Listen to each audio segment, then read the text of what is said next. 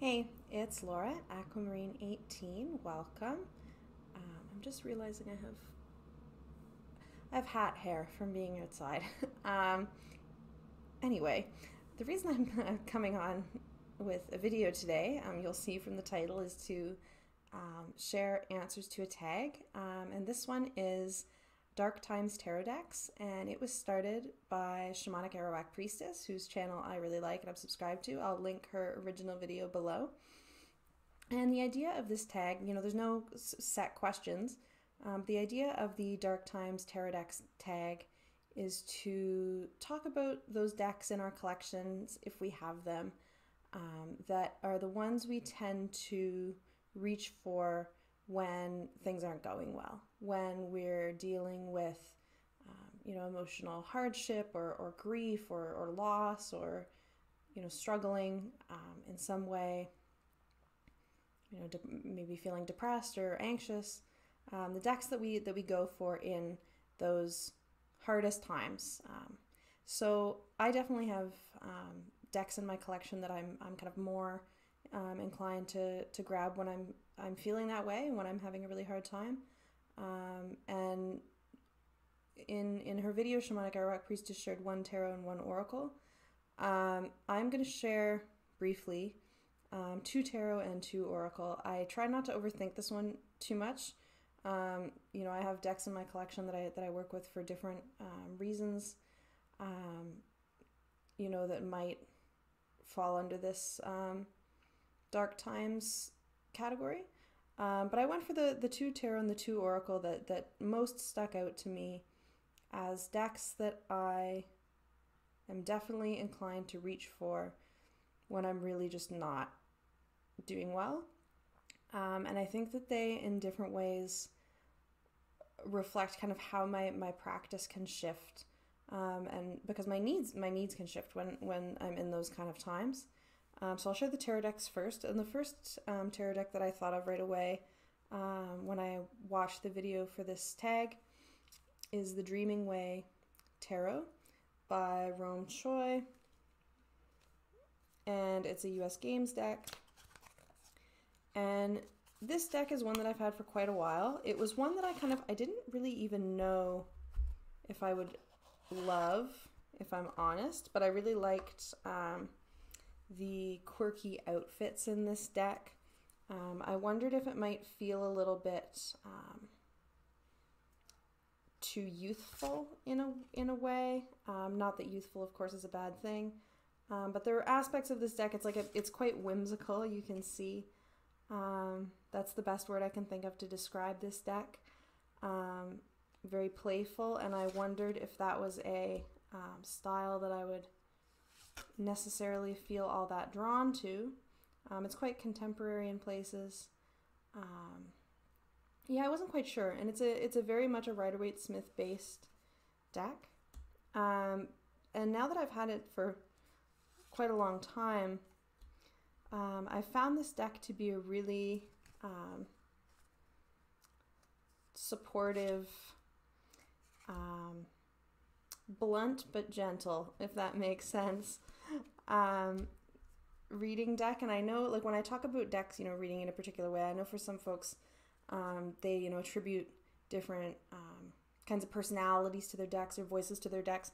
I don't so much think about it that way as I do that because of, who I am, certain kinds of art or different kinds of art kind of brings out different feelings and thoughts for me. So that is more how I think about how I pick particular decks at particular times or for particular kinds of readings. And this one really, I find I get great readings for myself with. And it's one that, it doesn't shy away from difficult imagery or cards, but it feels like a really, caring friend to me in a way,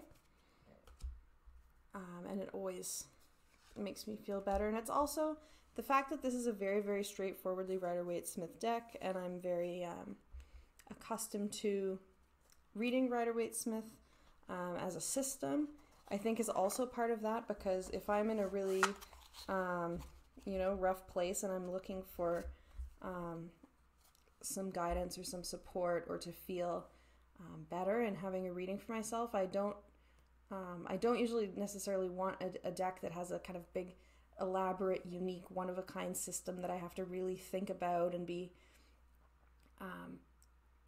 really analyzing. It's a deck that I can read very efficiently, but I can get a lot out of. So that's the Dreaming Way Tarot by Rome Choi.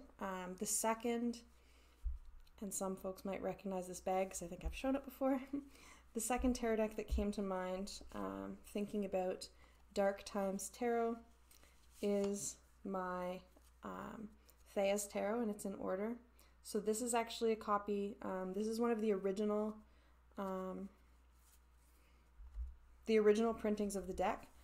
So it came with just this pamphlet, like not even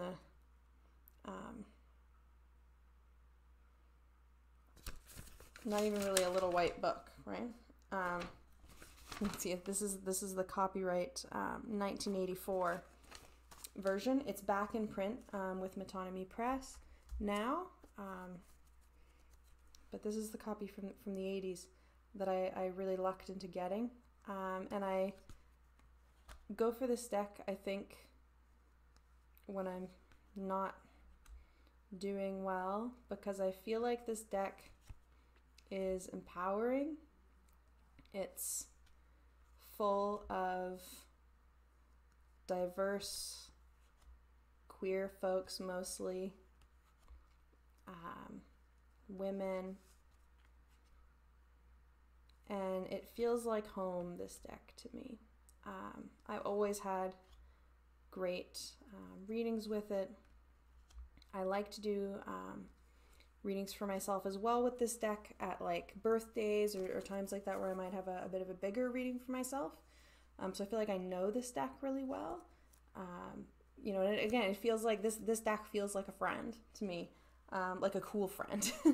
So that's the Thea's Tarot by Ruth West, is another Dark Times deck for me.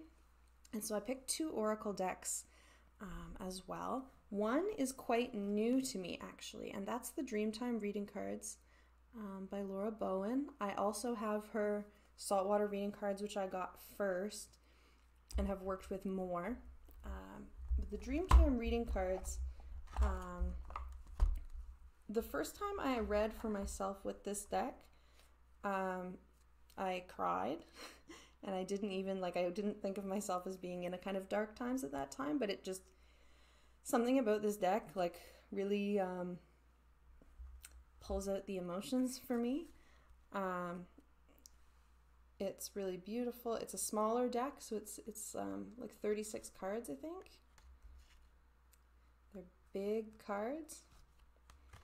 And I really like, and this is true of the Saltwater Reading Cards by Laura Bowen as well, I really like the messages in the guidebook for this deck and for the other. They feel really good. It's not, it's a balanced deck, I would say, in terms of kind of, it's not an affirmation deck, right? It's a quite balanced deck.